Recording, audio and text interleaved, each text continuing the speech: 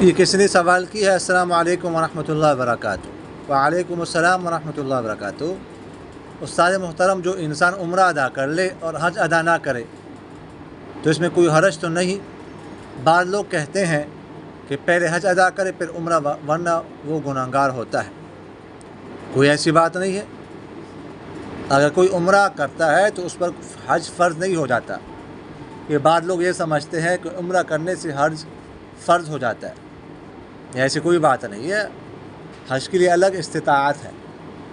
اگر وہ استطاعت کسی میں ہے، سمجھ آگے، ادھر آنے جانے کا ٹکٹ خرچہ، ویزا وغیرہ، جتنی دیر وہاں پر رہنا ہے اتنے دیر وہاں ہوٹل وغیرہ کا خرچہ، اور اتنی دیر جو اس کے زیر کفالت لوگ ہیں، اولاد وغیرہ، گھر والے، ان کا خرچہ یہاں پر علاقے میں، تو یہ اگر کسی کے پاس ہو تو اس پر حج فرض ہوتا ہے۔ اب اگر کوئی عمرہ کر سکتا ہے، عمرے کی استطاعت ہے لیکن حج کی نہیں ہے، تو عمرہ کر لے، اور عمرہ کرنے کی وجہ سے اس پر حج فرض نہیں ہوگا۔